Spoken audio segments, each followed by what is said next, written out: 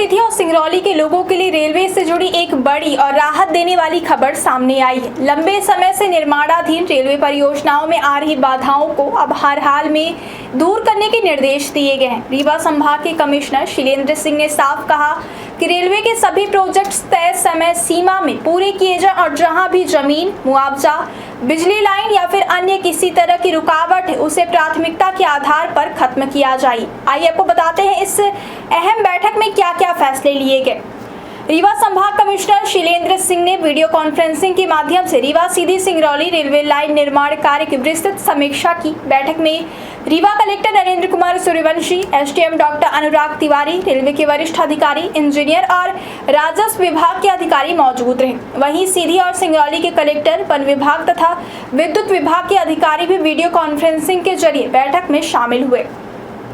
बैठक के दौरान कमिश्नर ने रेलवे अधिकारियों को स्पष्ट निर्देश दिए कि सभी लंबित कार्यों को तेजी से पूरा किया जाए। उन्होंने कहा कि रेलवे लाइन निर्माण में जो भी प्रशासनिक या फिर तकनीकी बाधाएं सामने आ रही हैं उन्हें तत्काल दूर किया जाए ताकि परियोजना में किसी तरह की देरी ना हो। कमिश्नर ने विशेष रूप से रामपुर नैकिन रेलवे परियोजना की समीक्षा करते हुए निर्देश दिए कि इस परियोजना का निर्माण कार्य हर हाल में सितंबर महीने तक पूरा किया जाए। बैठक में रेलवे अधिकारियों ने जानकारी दी कि रेलवे लाइन पर सुरक्षा को ध्यान में रखते हुए निश्चित दूरी पर रेलवे ओवरब्रिज यानी आरओबी बनाए जाएंगे। रीवा जिले के बांसा और रौरा गांव में रेलवे चैनेज पर आरओबी निर्माण का प्रस्ताव है। इसके लिए भूमि अधिग्रहण की कानूनी प्रक्रिया भी शुरू हो चुकी है। धारा 19 के तहत प्रकाशन किया जा चुका है और धारा 23 के तहत आगे की कार्यवाही जारी है। इसके बाद कमिश्नर ने सीधी जिले में भूमि अधिग्रहण और मुआवजा वितरण की स्थिति की समीक्षा की। उन्होंने झांझ, रायखोर, पटेहरा और मझियार गांवों में भूमि मालिकों को मुआवजा देने और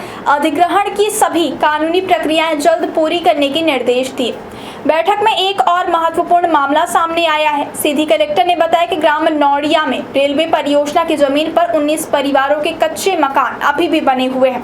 इन परिवारों को मुआवजा पहले ही दिया जा चुका है लेकिन अब तक उन्होंने जमीन खाली नहीं की है। इससे सीधी यार्ड में बनने वाले गुड्स साइडिंग प्लेटफॉर्म का काम रुका हुआ है। इस पर कमिश्नर ने सख्त निर्देश देते हुए कहा कि जिन लोगों को मुआवजा मिल चुका है उन्हें दूसरी जगह शिफ्ट कराया जाए और परियोजना का काम बिना किसी देरी के शुरू कराया जाए।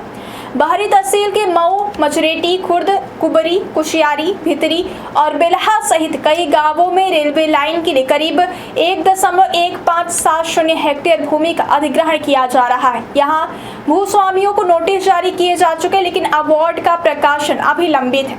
इसके अलावा बाहरी तहसील में रेलवे अलाइनमेंट के बीच नवासी निर्माण और संरचनाएं आ रही हैं जिन्हें हटाना जरूरी है। कमिश्नर ने अधिकारियों को निर्देश दिए कि जहां भी निर्माण हटाना आवश्यक है वहां बिना देरी कार्यवाही की जाए और मुआवजा वितरण भी समय पर पूरा किया जाए। सिंगरौली जिले में भी कई स्थानों पर भूमि अधिग्रहण में दिक्कतें सामने आई हैं। कमिश्नर ने सिंगरौली कलेक्टर को निर्देश देते हुए जिन लोगों ने मुआवजा लेने के उद्देश्य से सरकारी जमीन पर अवैध रूप से मकान या फिर अन्य निर्माण कर लिए हैं उनके खिलाफ सख्त कार्यवाही की जाए और रेलवे लाइन का रास्ता पूरी तरह साफ कराया जाए। बैठक में बिजली विभाग से जुड़े मुद्दों पर भी चर्चा हुई। कमिश्नर ने निर्देश दिए कि ग्राम कुरसा और डोगा क्षेत्र में रेलवे लाइन के रास्ते में आ रही 132 और 220 केवी हाई टेंशन बिजली लाइन को तत्काल दूसरी जगह स्थानांतरित किया जाए। उन्होंने यह भी कहा कि सीधी देवसर मार्ग पर 132 केवी ट्रांसमिशन लाइन को हटाने और उसका रूट बदलने का काम जल्द पूरा किया जाए। खास बात यह है कि इस काम के लिए रेलवे पहले ही बिजली विभाग को राशि का भुगतान कर चुका है। इसके अलावा चितरंगी और देवसर तहसीलों में रेलवे लाइन के दायरे में आने वाली सरकारी संपत्तियों का मूल्यांकन जल्द पूरा करने और ग्राम कटोली में भूमि रिकॉर्ड से जुड़ी सभी विसंगतियां दूर करने के निर्देश भी दिए गए।